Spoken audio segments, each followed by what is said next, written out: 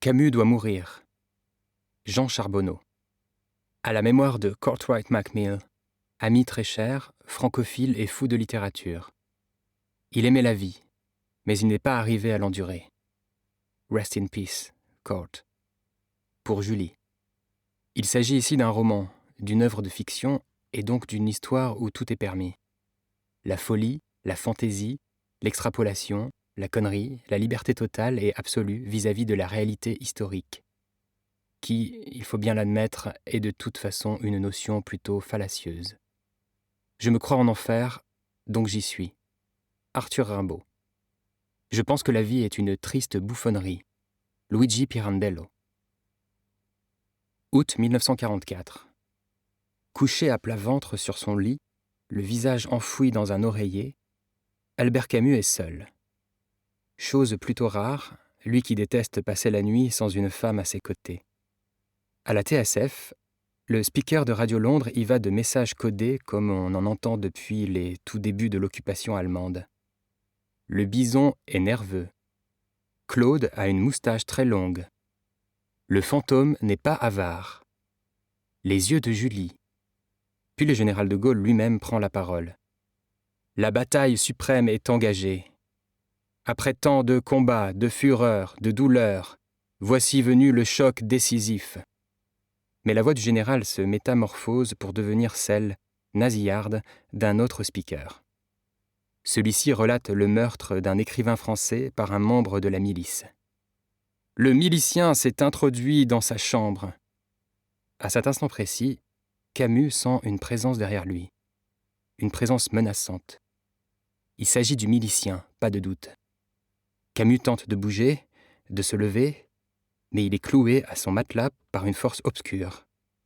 Le milicien, poursuit le speaker, s'est approché de l'écrivain et, à l'aide d'un parabellum, P08, a fait feu dans le dos de sa victime. Sitôt cela dit, une forte détonation se fait entendre dans la chambre et Camus sent une balle l'atteindre au dos.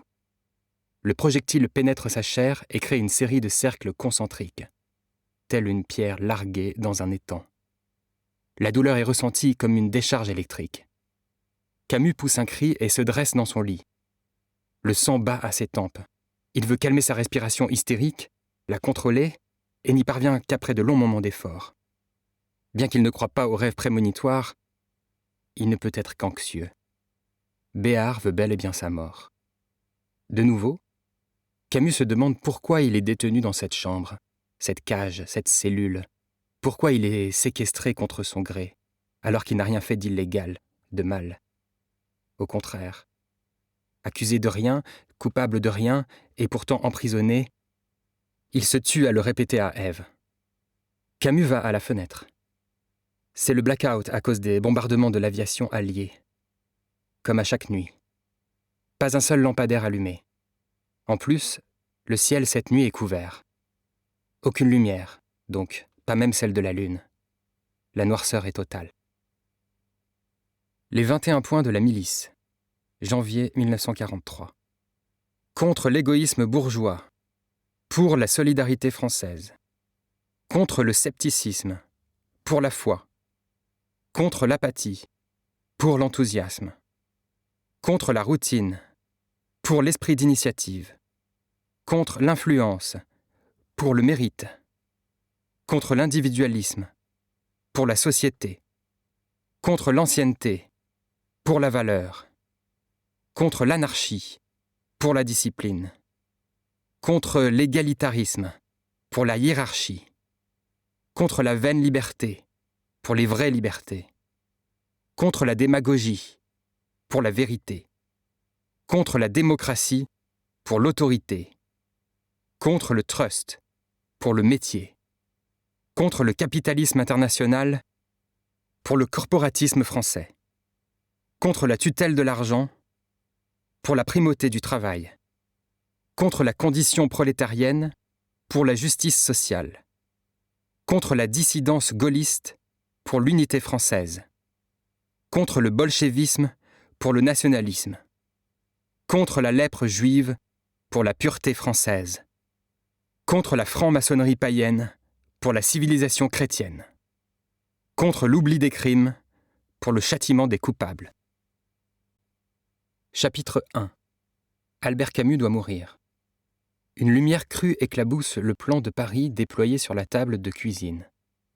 La fumée de cigarettes achetées au noir, des gitanes, des gauloises, des américaines, remplit la pièce. 3 hommes en manches de chemise scrutent le plan. Ils ne portent pas l'uniforme de la milice qui leur permet d'imposer leurs lois durant leur quart de travail, d'arrêter et de déporter les ennemis de la patrie, soit les communistes, les résistants, les métèques, les dépravés sexuels, les clodos, les francs-maçons, les fainéants qui essaient d'échapper au service du travail obligatoire, la racaille juive, les drogués, les parasites sociaux, les intellos de gauche, les gaullistes, les travestis, les noirs. Les miliciens ont très mauvaise réputation en ce mois d'août 1944.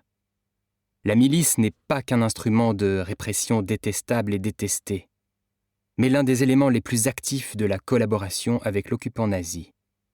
Les miliciens procèdent à des arrestations arbitraires et ils volent les biens des Français lors de perquisitions, violent les femmes, torturent leurs compatriotes, exploitent le marché noir pour leur propre profit, contribuent à l'atmosphère de furie qui règne dans le pays. Mais pour ces hommes, penchés sur le plan, la milice a pour mission de prendre une part active au redressement politique, social, économique, intellectuel et moral de la nation française.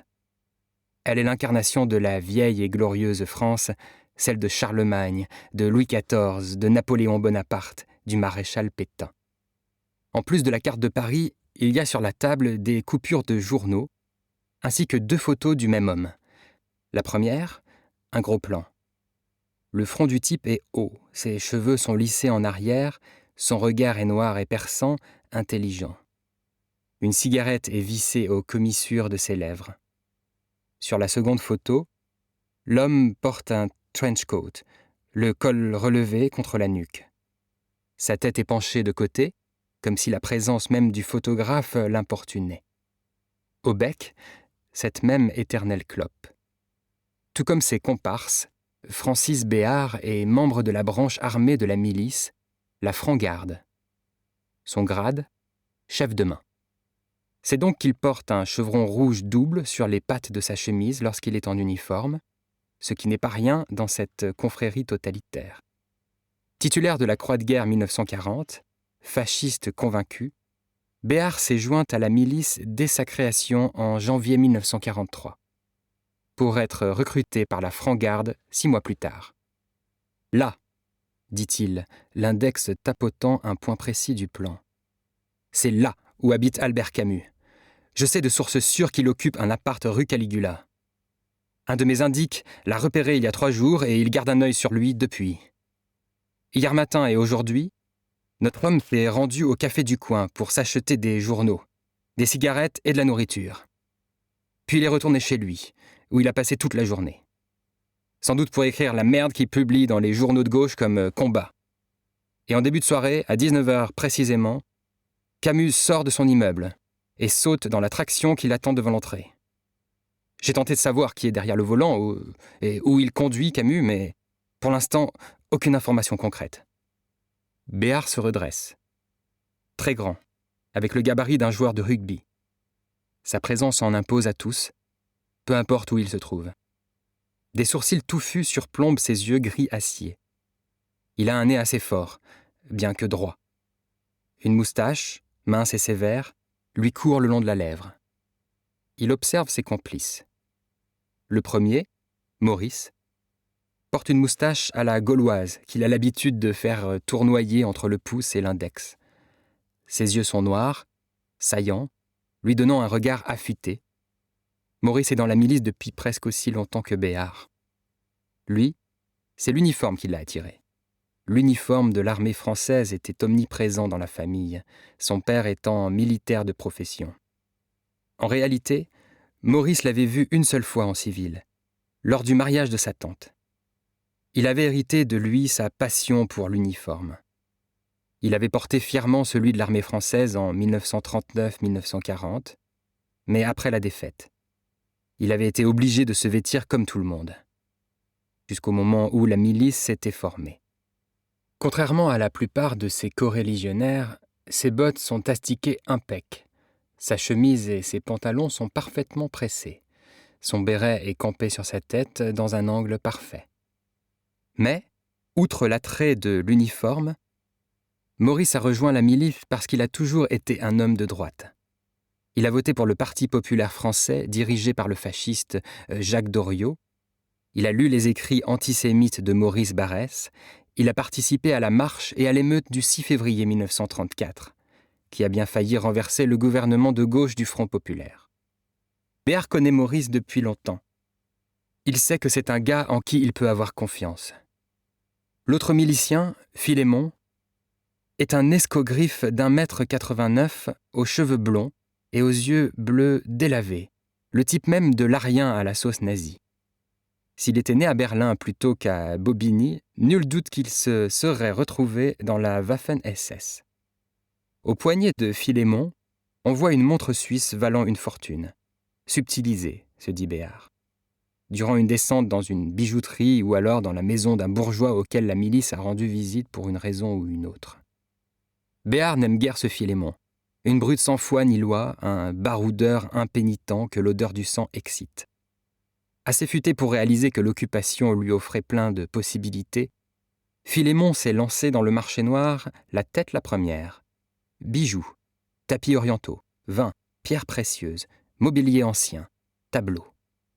Contrairement à Béard et à Maurice, Philémon est entré à la milice pour nulle autre raison que de satisfaire ses instincts pervers. Par pur plaisir, il a exécuté, ces 2 dernières années, de petits contrats pour la Gestapo, qui n'a pas assez d'effectifs. Il s'est vite fait une réputation de tueur efficace et discret auprès des Allemands. La sale besogne, ça le connaît. Il se spécialise aussi dans la torture. Passage à tabac, brûlure de cigarettes, mutilation, flagellation à coups de corde à nœuds trempés dans un seau d'eau, électrocution font partie de l'arsenal de ses méthodes, à l'instar des autres bourreaux de la milice, dont certains ont été formés par la Gestapo, les maîtres en matière de souffrance humaine. Béard, pour sa part, n'a aucun goût pour la torture, une activité trop barbare. Il est patriote. Un maréchaliste prêt à sacrifier sa vie pour la France, mais jamais il ne pourrait brutaliser quelqu'un sans défense, le tuer à petit feu, pas même un ennemi du peuple français. Il préfère les affrontements directs. Reste que Béard a choisi Philémon pour l'aider parce qu'il ne craint rien et qu'on peut le convaincre de participer à n'importe quelle combine, n'importe quelle exaction. Il a l'audace de ceux qui n'ont pas peur de la mort, pourvu qu'il y ait du sport, comme il aime à dire. Béard se redresse et proclame : « Messieurs, à la lumière de ces faits, nous avons 2 options. La première, nous suivons la voiture, en espérant qu'elle nous mène à un point de rencontre entre Camus et des membres de la résistance de son espèce, ce qui serait un fichu de bon coup. Encore que rien ne garantisse une telle issue. La seconde option ? Nous prenons la voiture d'assaut aussitôt que Camus y pose le cul et nous lui faisons sa peau. Une opération dont on parlera partout en Europe pendant des décennies. Un coup du genre Reinhard Heydrich à Prague. »« Ah oui ? » dit Philémon. « Qui c'est, ton type ? Pourquoi il est si important ? Tu ne connais pas Albert Camus ?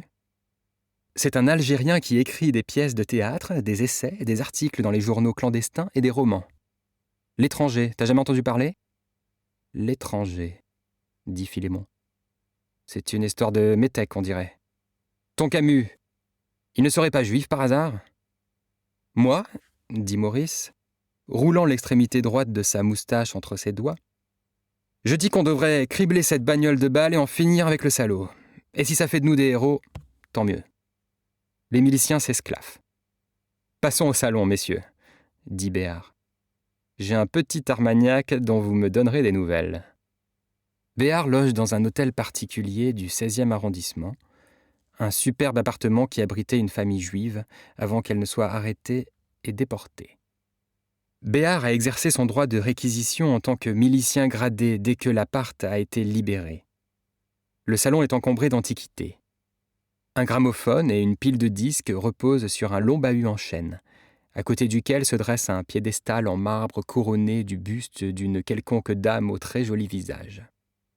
Un lustre montgolfière en cristal pend au plafond, et des rayons de bouquins reliés en cuir recouvrent un mur entier de la pièce. Tout ce que Béard a ajouté au décor du salon est un portrait de Pétain, sous lequel on peut lire la devise officielle du régime de Vichy. Travail, famille, patrie.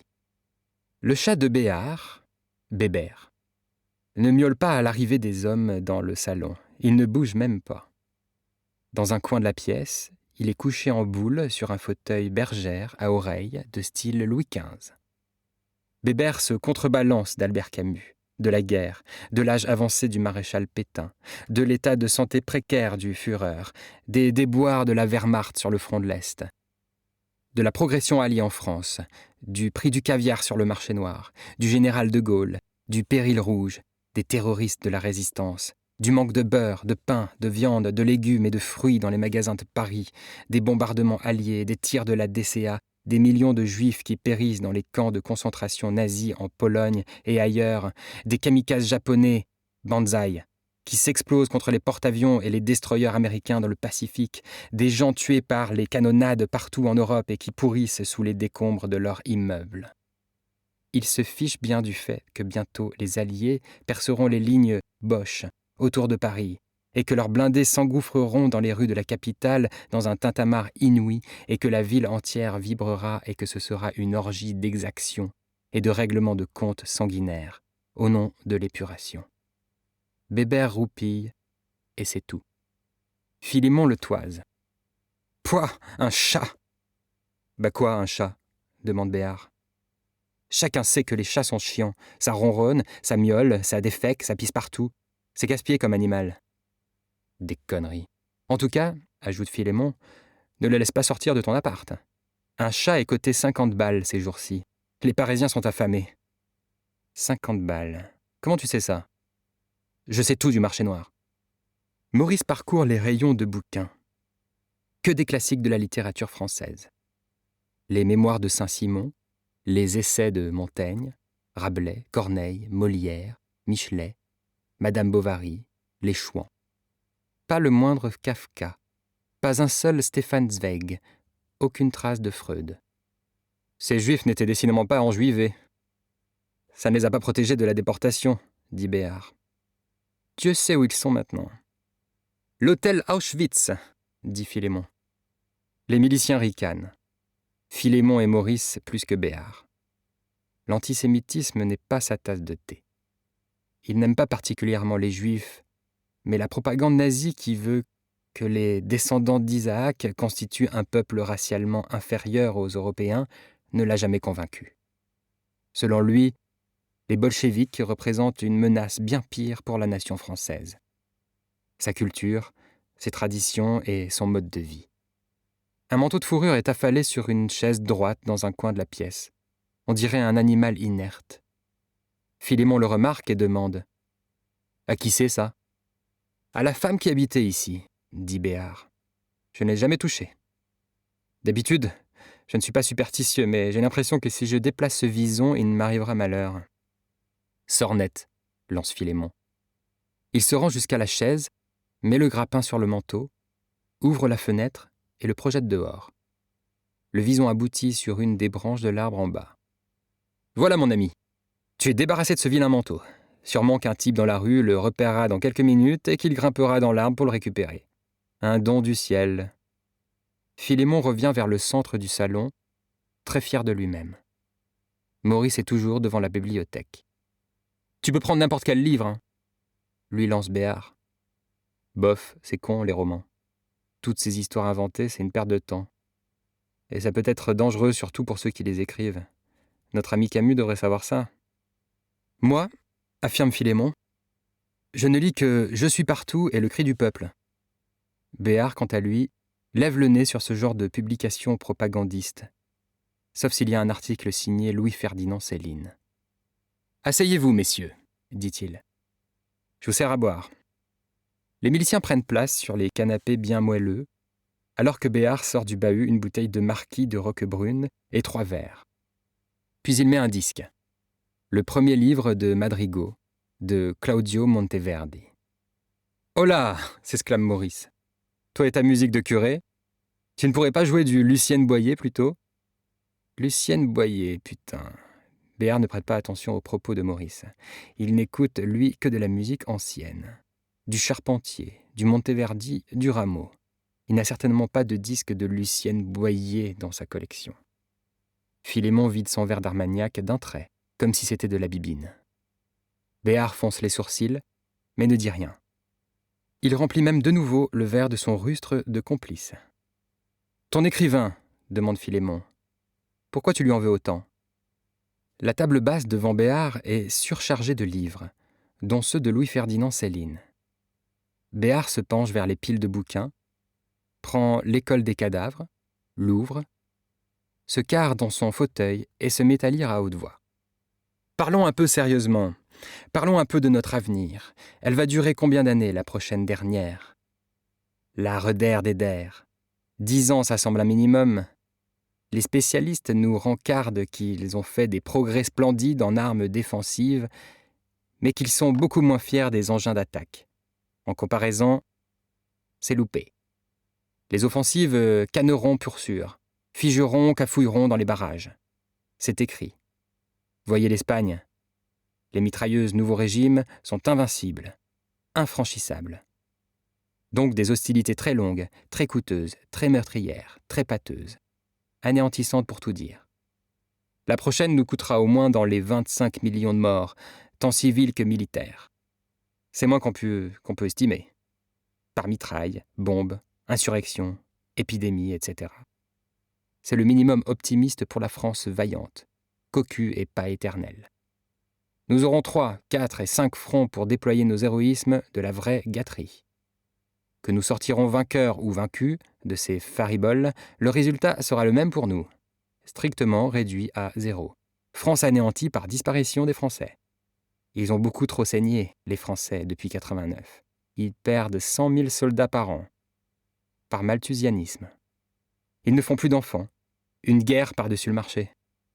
Ça sera pas la vraie lutte finale, ça sera la boucherie terminale, la folle saignée torrentielle, démentielle, exhaustive, l'hémorragie à blanc.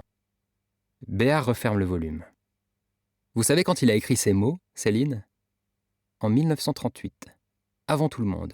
Il a tout compris, Céline. Il a tout anticipé. C'est un prophète, cet homme, crénom de Dieu. Tu me les casses avec ton Céline, dit Maurice. T'es obsédé par ce mec. Tu ne piges pas qu'un géant est parmi nous ? Céline est le plus grand Français vivant. Le plus grand Français vivant ? Tu rigoles ? Plus grand que Charles Maurras ? Bien entendu. Plus grand que Marcel Déat, d'après toi ? Plus que le président Laval ? Tu te fous de ma gueule. Jamais il n'a aimé la milice, cet enfoiré. Plus grand que De Gaulle ? Ils rient tous les trois. Un peu jaune. Le général Féllon est l'ennemi juré des pétainistes, et puisque le vent a tourné en faveur des Alliés depuis la bataille de Stalingrad en février 1943, et encore plus à la suite du débarquement de juin, De Gaulle risque bien de devenir le politicien français le plus important de l'après-guerre. « Bon, » reprend Maurice, « tu ne nous as toujours pas dit pourquoi tu veux buter Camus. Je vous explique. J'ai lu ce que Camus a écrit jusqu'ici. Ses articles, le mythe de Sisyphe, Caligula, et il va sans dire l'étranger. Il est bien ce roman. La scène sur la plage alors que Meursault flingue l'arabe, c'est magistral. » Philémon et Maurice se regardent. Béard se rend bien compte qu'ils n'ont aucune idée de ce qu'il peut bien raconter. Cela ne l'empêche pas de poursuivre. Ce n'est pas La guerre et la paix, ni Crime et châtiment, ni, loin de là, Voyage au bout de la nuit. Mais Camus possède le talent pour écrire, sinon un grand roman, du moins un livre qui en fera la star des lettres françaises après la guerre. Si ça se trouve, il est en train de l'écrire, ce bouquin. Peut-être une fresque qui se déroule dans le Paris de l'occupation avec pour personnages principaux des résistants héroïques, un truc qui fera bander les lecteurs et les donneurs de prix littéraires dans 1 an ou 2. C'est pour cela qu'Albert Camus doit mourir. Cet écrivain est l'antithèse de Céline, un intello de gauche qui sera vénéré alors que Céline, lui, sera vomi par tous les bien-pensants dès que les Allemands vont déguerpir. Il sera arrêté, jugé, cet homme extraordinaire. On va le calomnier, le rabaisser, le mettre au pilori, le traîner dans la boue comme le dernier des voyous. On lui épinglera un cœur en papier blanc sur la poitrine et on le fusillera. Ses livres seront déchiquetés, brûlés dans d'immenses autodafés ou fichés dans la Seine. Tout cela, j'en ai bien peur, est inévitable. Mais je veux être, d'une certaine manière, l'ange gardien de la postérité de Céline en éliminant Camus, en débarrassant la patrie de cet homme, cet imposteur, ce charlatan, ce nain littéraire et intellectuel en comparaison à Louis-Ferdinand Céline. Céline sera mort, mais au moins Camus ne pourra pas le supplanter une fois 6 pieds sous terre. Ce sera le geste le plus important de ma vie. Un moment de silence suit la fin de l'envolée. Puis Bébert le chat s'étire sur toute sa longueur et saute en bas de son fauteuil pour se diriger vers la cuisine. Petite fringale. Philémon se gratte l'oreille et finalement demande. « Bon, on se le fait quand, ton gratte-papier ?»« Demain soir, 19h, répond Béard. « À moins qu'il s'en aille ailleurs d'ici là. Mon indique ne le quittera pas d'une semelle. Je communiquerai avec vous s'il y a changement. Sinon, on se revoit ici demain à 18h30. » Les miliciens vident leurs verres sans trinquer. Pas besoin. Ils savent qu'ils boivent à la réussite de leur mission. Chapitre 2. L'attentat. Albert Camus aime bien son 2 pièces situé au 3e étage d'un immeuble à logement dans le 7e arrondissement, pas très loin des bureaux de la maison Gallimard, où il travaille. Il occupe cet appart depuis 4 mois.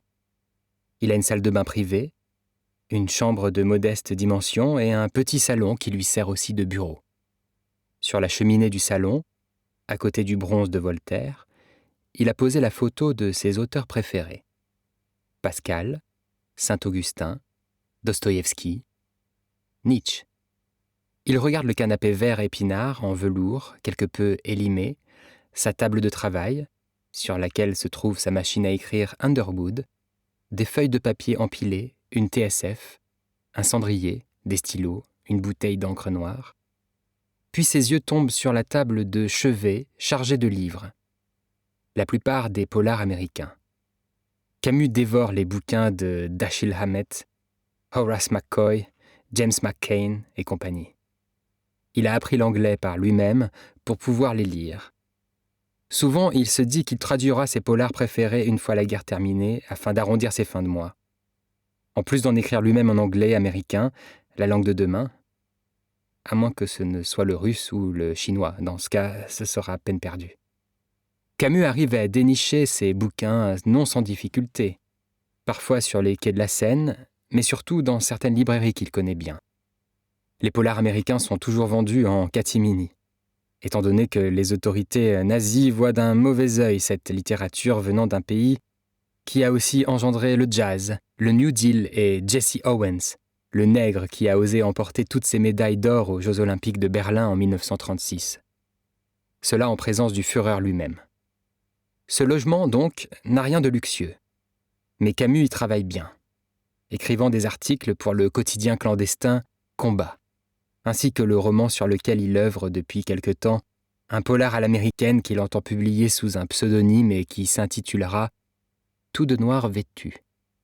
Camus est d'ailleurs très fier de lui. Il a écrit cet après-midi même la longue scène finale de son roman dans laquelle le personnage principal, l'adjoint du shérif d'un bled perdu du Texas, se mesure à une crapule de la pire espèce. Au terme d'une poursuite endiablée dans l'hôtel miteux où loge le héros, l'affrontement ultime se termine dans un bain de sang. L'hôtel lui-même prend des allures de lieu hallucinant qui se métamorphosent au fil de la scène, dans une atmosphère digne des délires les plus baroques de Franz Kafka. Maintenant qu'il a terminé le roman, Camus se sent vide, à la dérive. L'écriture de Tout de noir vêtu lui a permis de s'éclater ces dernières semaines, de s'éloigner, ne serait-ce que quelques heures par jour, de ses hantises politiques en cette 5e année de guerre insensée et criminelle en territoire européen. Heureusement qu'il doit le réviser, son polar, ce qui lui permettra de rester avec son histoire encore quelque temps. En s'attaquant à ce projet, Camus a temporairement laissé de côté l'autre roman qu'il a en chantier. La peste est une allégorie de l'occupation allemande de la France, un ouvrage vachement ambitieux. Il a l'impression que ce roman, s'il arrive à le mener à bien, à peu près comme il le conçoit, on n'écrit pas le livre qu'on voulait écrire au début, mais bien celui qu'on finit par écrire à la fin, le consacrera en tant que romancier d'envergure, qu'il sera peut-être même un chef-d'œuvre. Reste qu'il se marre beaucoup plus avec les aventures de son shérif texan tyrannique, alcoolo et misanthrope qu'avec des types très sérieux aux prises avec l'épidémie. Plutôt que le nouveau Victor Hugo, Camus préférerait parfois être le Raymond Chandler français. Dans ce 2 pièces, Camus a aussi beaucoup baisé. Une succession de femmes rencontrées dans des cafés de Saint-Germain-des-Prés, des boîtes de nuit où on danse le cha-cha-cha, le mambo et la rumba, des premières de théâtre et de cinéma, des fêtes dans les bureaux de Gallimard. Les conquêtes de Camus sont des nanas allumées et sexy qui ne peuvent résister au charme de l'auteur de L'Étranger, qui, en plus, est bien branché dans le monde artistique et intellectuel de Paris. La jeune femme avec lui, maintenant, n'est toutefois pas là pour une partie de jambes en l'air. Elle s'appelle Gaby. Gaby est une agente de la Résistance et sa mission quotidienne est de rapporter l'article de Camus au bureau de combat. Le papier sera publié dans la prochaine édition du journal. Gaby porte une jupe grise et une blouse taupe qui n'avantage pas du tout ses rondeurs, lui donnant plutôt une apparence vieillotte. C'est voulu. Il ne faut pas qu'elle attire l'attention des soldats allemands, ni des flics français, lorsqu'elle arpente les rues de Paris. Camus, lui, arbore un costume bleu marine d'excellente coupe. Sa chemise blanche est repassée, le nœud de sa cravate dernier cri est impeccable. Il sait fort bien qu'on le considère comme un dandy, ce qui lui convient parfaitement. Lui qui a grandi dans la pauvreté la plus abjecte, marchant pieds nus dans les rues d'Alger et ne mangeant pas toujours à sa faim, il peut maintenant s'offrir des fringues classe. Cela le réjouit.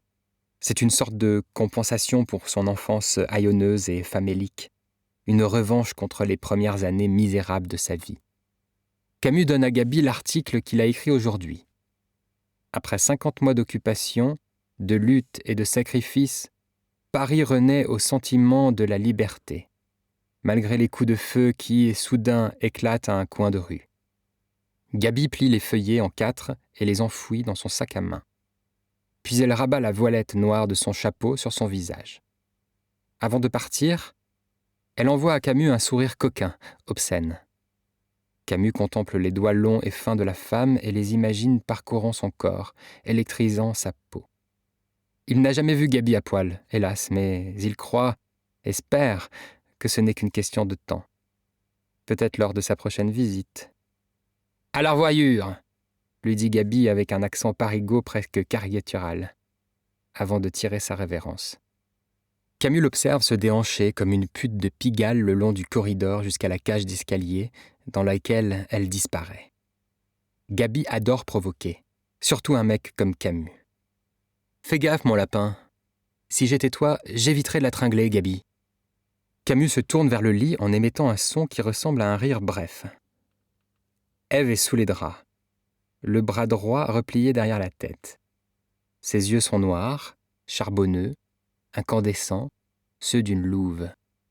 Ce qui ajoute à son aura de férocité sexuelle.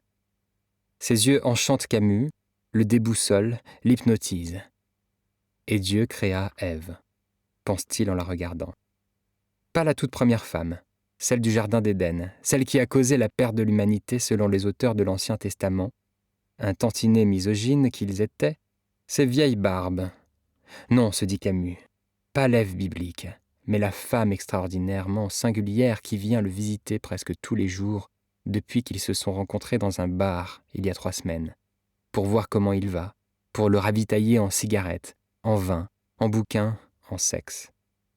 Elle doit avoir entre 25 et 30 ans. Camus ne peut le dire avec certitude. Ce qu'il sait, c'est qu'Ève gère une librairie à Montmartre, non loin de la place du Tertre. Le propriétaire s'est réfugié en Suisse l'an passé, lui laissant les clés avant de se débiner. Depuis l'occupation, la librairie ne contient que des livres approuvés par la Propaganda Abteilung. Et donc Ève vend des classiques, de la merde facho et réactionnaire, signée Drieux-La Rochelle, Brasilac, Maurras, etc. En plus de romans historiques crétins dans lesquels de preux chevaliers français partent en croisade en Terre Sainte, trucidant avec enthousiasme juifs et musulmans au nom des valeurs chrétiennes si chères au maréchal Pétain et à ses acolytes du régime de Vichy. En arrière-boutique, par contre, Ève offre des titres interdits par la liste Otto. Des livres qui, par leur esprit mensonger et tendancieux, ont systématiquement empoisonné l'opinion publique française. Sont visées en particulier les publications de réfugiés politiques ou d'écrivains juifs qui, trahissant l'hospitalité que la France leur avait accordée, ont sans scrupule poussé à une guerre dont ils espéraient tirer profit pour leur but égoïste. Les ouvrages de Sigmund Freud, Louis Aragon, Éric Maria Remarque, Roland d'Orgelès, Thomas Mann, Pierre Loti ne sont guère prisés par les censeurs nazis. Dans cette même arrière-boutique, Ève écoule aussi de l'alcool et de la cam, héroïne, cocaïne, amphétamine, des films pornographiques, parfois des objets d'art. Tout cela pour financer la résistance. Et c'est Ève qui, souvent, procure à Camus les polars américains dont il est friand. Elle les dégote au noir. Ses romans sont destinés au GI en Angleterre et dans l'ouest de la France, alors qu'il libère la patrie bourgade après bourgade, ville après ville, département après département, en se dirigeant vers le gros morceau, le plat de résistance, the big prize, Paris. Le trafic de bouquins est plus efficace et rapide que l'avancée des troupes alliées, si bien qu'on les trouve dans la capitale. « Qu'est-ce que tu racontes ?» dit enfin Camus. « Gaby est bourrée de syphilis. » « Arrête. C'est la vérité vraie. Elle a baisé la moitié des hommes de la résistance de Paris, en plus de quelques aviateurs anglais et un espion canadien-français. Bon, mais qui te dit que je veux la tringler, la Gaby ?» Un vague sourire aux lèvres, Ève hausse les épaules. Elle sait que Camus est un séducteur chronique, qu'il ne peut s'empêcher de louvoyer, de manigancer, de finasser pour avoir une gonzesse dans son lit le soir venu. « Refile-moi une sèche. » Camus lui donne une caporale et Ève allume la cigarette lentement, posément, sensuellement, avec la désinvolture affectée qu'une starlette hollywoodienne lui envierait. Ce qui amuse et séduit Camus. Nous espérons que vous avez apprécié cet aperçu. Pour continuer à écouter ce livre audio sur Google Play Livres, utilisez le lien dans la description de la vidéo.